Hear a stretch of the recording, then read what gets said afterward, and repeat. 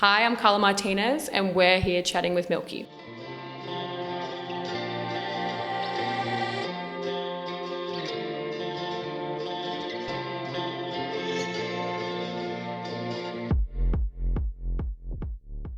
Over COVID, I was very understimulated and I literally went to a music shop because I was like, I need a hobby. And I bought the cheapest decks that were there and I just went on YouTube and I watched, I think his name was like DJ Phil. And I just taught myself how to DJ over the few months of lockdown. And then I was like, actually, I like this so much. So then I went to Sound Gallery in Melbourne to practice on the big club standard setup. Then I didn't know that they actually posted the sets after you do it. And then my manager now, Gabe, he DM'd me from that set. We kind of have been working together ever since. Like that was just over a year ago.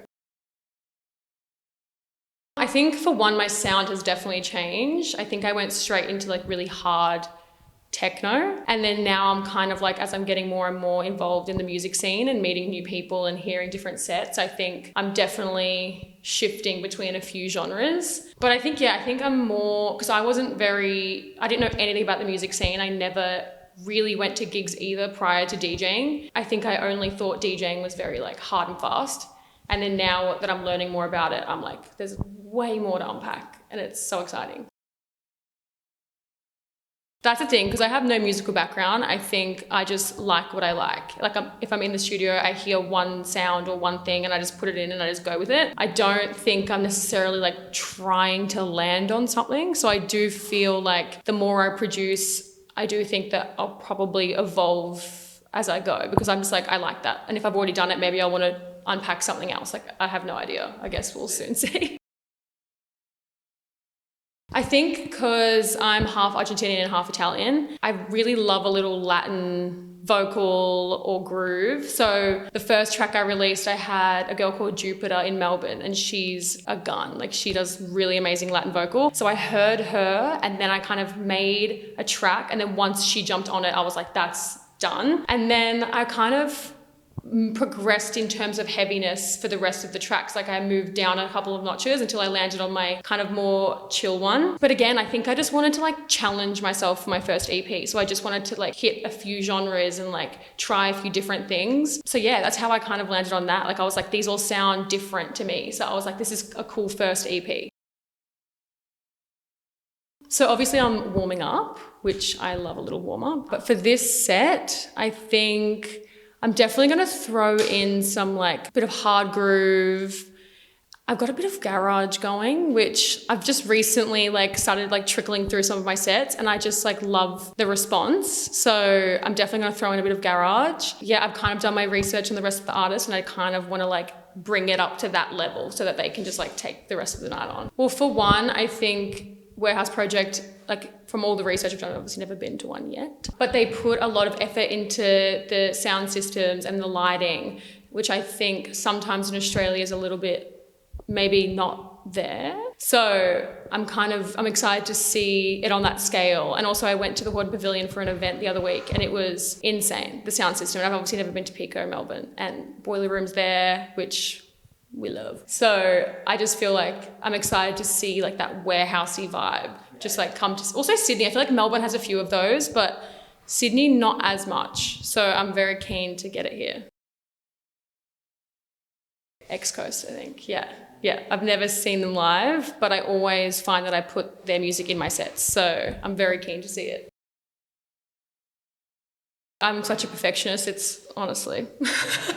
I'll do a lot of research on the event and the other artists and watch a lot of videos from previous events and kind of catch a vibe. I'll obviously gauge my set time and then I'll go so deep into SoundCloud, it's not even funny. I lose myself for hours over weeks and then I just kind of like, I just download all this music and then I kind of filter through, once I have it all in front of me, I'll filter through and kind of like take it through a bit of a process where I'll start at a level and then end at a different level. But yeah, I think that's the most exciting bit for me is like curating the mix. I just get heaps of option and then I just like filter through and make it cohesive.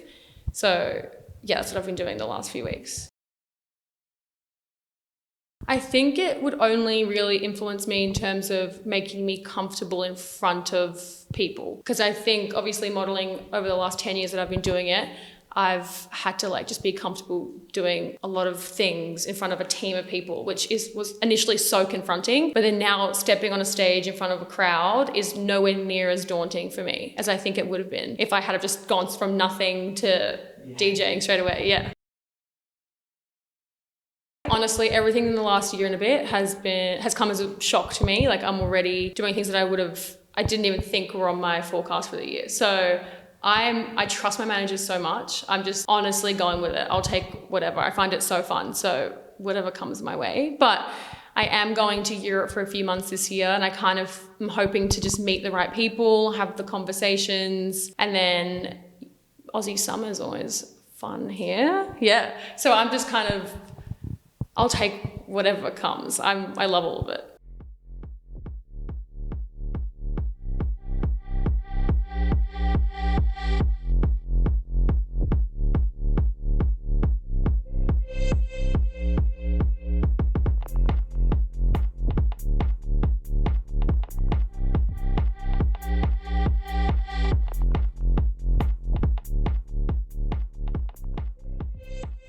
I don't have a specific person, but I think the European realm is definitely my strongest influence. I do find that I gravitate towards, when I watch a lot of sets, I'm like, they always seem to be in Europe. Maybe Surf to Glory right now. Yeah. Waves by A24. Oh my God, I'm literally blacked out for the first 45 minutes. And then afterwards, I'm just like locking into individual people's faces and seeing if they're enjoying it. Hannah Montana. First concert I went to was Justin Bieber. First DJ gig I went to was Green Velvet in Melbourne. Spice Girl. I think a boiler room is obviously a dream in honestly any market. Bleeding Love, guys. What a track. I remember as a kid when I had that like Wii game, you know, on Wii, and you could sing star. Yes. That mum used to have to like put me like in the garage. She was like, I can't. Peggy Gou, honestly, like as a whole brand, I would say that she's had quite an influence. Enjoy the process, because I think I'm constantly like, when I achieve one thing, I'm like thinking of the next thing instead of just actually absorbing and being proud of what I just achieved. The Four Agreements, that's a good book. I'm God by Clams Casino and Imogen Heap. That is just one of those songs that is just like so nostalgic. Yeah, it's a good standout. I think the first time I played live and like actually feeding off the energy of other people, I was like, this feeling is unmatched.